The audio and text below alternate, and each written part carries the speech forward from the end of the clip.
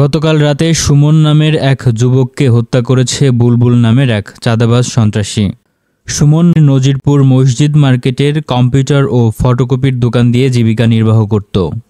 গতকাল রাতে সুমন হোসেন নামের ফেসবুক আইডি থেকে করা লাইভে কিছু কথা বলতে শোনা যায়।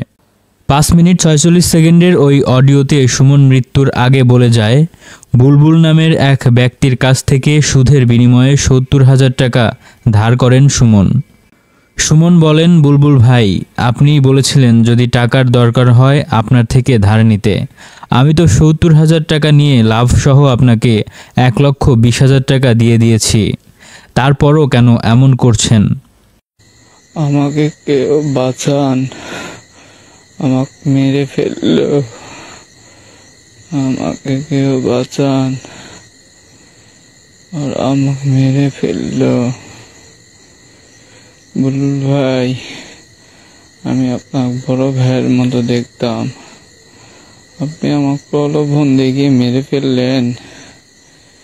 আপনার থেকে আমি কোনো 8,50,000 টাকা নিইনি বুলবুল ভাই, 70,000 টাকা নিয়েছিলাম অনেক আগে। আপনি বলছিলেন বিপদে পড়লে নিও, একটা চাকরির কথা দিয়েছি। আমি সেই 70,000 টাকা নিয়ে আপনাকে সুদ 1020 টাকা দিন ধরে আপনাকে 1,40,000 টাকা দিছি।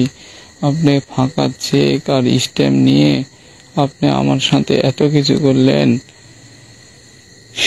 স্ট্যাম্প আর চেক রেখে আমাকে আপনি আজকে আপনি কি করছেন, 10,45,000 টাকা পাই, সব বাদ দিয়ে 8,50,000 টাকা আমি তাও দিতে চাইলাম। আমি টাকা নিয়ে আসতেছিলাম, আমি মহাদেবপুর থেকে।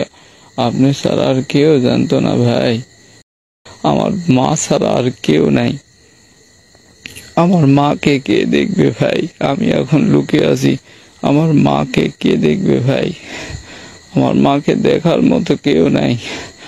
সুমন আরও বলে, ওই সময় ফাঁকা ব্যাংক চেক ও স্ট্যাম্পে জোরপূর্বক স্বাক্ষর নেওয়া হয় এবং পরে বুলবুল তার কাছ থেকে 10,45,000 টাকা পায় বলে চাপ দিতে থাকে। এক পর্যায়ে গত রাতে ব্যবসা প্রতিষ্ঠান থেকে 10 লাখ টাকা নিয়ে বাড়ি ফেরার পথে সুমনকে ধাওয়া করা হয়।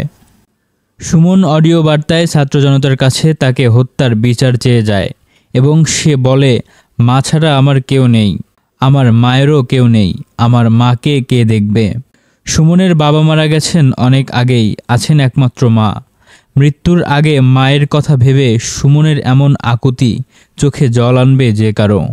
এভাবে একজন নির্দোষ নিষ্পাপ বাবাহারা ছেলেকে হত্যাকাণ্ডে শোকাহত হয়ে পড়ে সুমনের বন্ধুবান্ধব এবং শুভাকাঙ্ক্ষীরা। সুমনের ফেসবুক আইডিতে গেলে দেখা যায় কষ্টজড়িত লেখা সেই সকল পোস্টগুলো।